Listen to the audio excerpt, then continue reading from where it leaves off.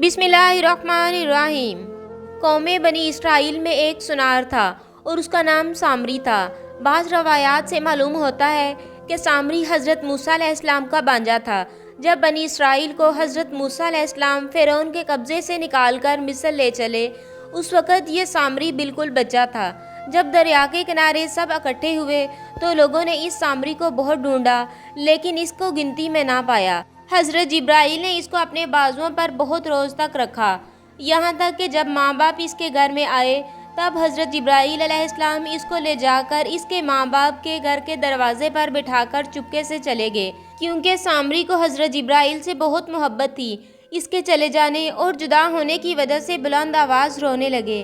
उनके माँ बाप उनके रोने की आवाज़ सुनकर अपने घर से निकल आए और क्या देखते हैं कि अपना ही बेटा रो रहा है। तब गोद में उठाकर इसे अपने घर में ले आए। अंदर घर में इसकी माँ भी देखकर बहुत खुश हुई। इसके चंद रोज़ बाद सामरी ने सुनार के पेशे में महारत सीखी। जब हज़रत मूसा अलैहिस्सलाम अपने भाई हारून को अपना नायब बनाकर बनी इसराइल में छोड़ गए थे और 70 आदमियों को लेकर कोहे तूर पर गए थे। इसके बाद सामरी ने फुर्सत पाकर सब कौम को जमा करके कहा कि आज 20 दिन हुए 70 आदमी बुजुर्ग को लेकर हज़रत मूसा अलैहिस्सलाम कोहे तूर पर गए। इसके खुदा ने मुझको खबर दी है कि सब कोहे तूर पर मर गए। अगर तुम लोग इसकी सदाकत चाहते हो तो इसके खुदा को मैं तुम्हें दिखाता हूँ, ताकि तुम इससे पूछ लो, तब तुम्हारा हाल मालूम हो जाएगा। उन्होंने कहा अच्छा।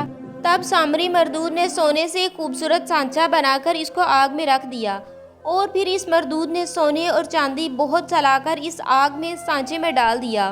वो दोनों पिघल कर पानी होकर इस सांचे के अंदर बैठ गए और फिर वो बछड़े की सूरत बन गया। सामरी ने जब इस सांचे को आग से निकाला तो एक बहुत खूबसूरत सोने का बछड़ा इस सांचे के अंदर से निकला और उसका नाम गयों साला सामरी रखा और फिर सारी कौम उसको पूजती।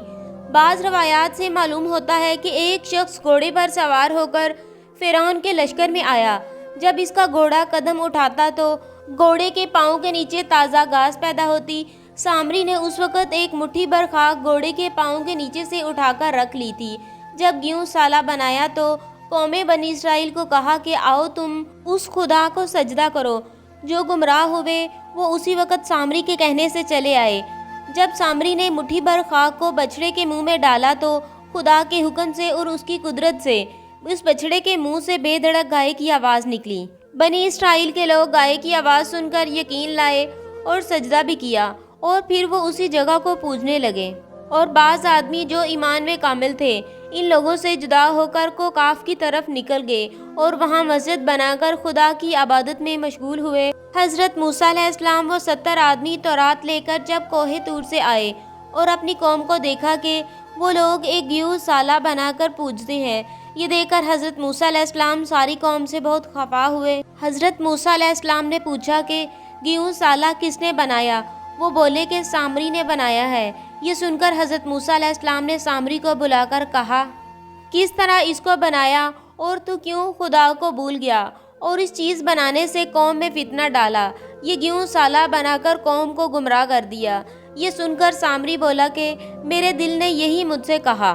तब हज़रत मूसा अलैहिस्सलाम ने आसमान की तरफ मुँह करके कहा कि इलाही, अगरचा सामरी ने गेहूँ साला बनाया, इसको बोलने के वास्ते ज़बान किसने दी? निदा आई, ए मूसा, इसे बोलने की कुव्वत गोई मैंने दी। हज़रत मूसा अलैहिस्सलाम ने अल्लाह से फरमाया, ये सब तेरा आजमाना है। गुमराह करता है जिसको तू चाहता है और जिसको तू चाहता है राह दिखाता है और अपना दोस्त बनाता है।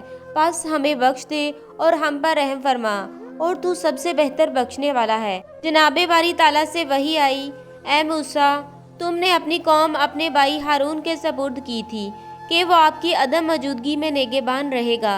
क्यों तुमने कुछ ना सौंपा कि हम इनको सीधी राह पर रखते?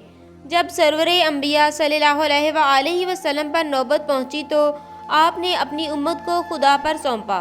बाज़ रवायात से मालूम होता है कि हशर के दिन औलाद आदम 120 सफ़ों में मशरक़ से मगरब तक खड़ी होंगी। उन सफ़ों में हज़रत मोहम्मद सल्लल्लाहु अलैहि वसल्लम की उम्मत की 80 सफ़े होंगी। उस वक़्त अल्लाह ताला फरमाएगा कि ए मोहम्मद सल्लल्लाहु अलैहि वसल्लम, तुम्हारी उम्मत में जितने छोटे बड़े हैं देख लो मौजूद हैं, और फिर उस वक़्त जो कुछ मुझसे मांगोगे सो पाओगे।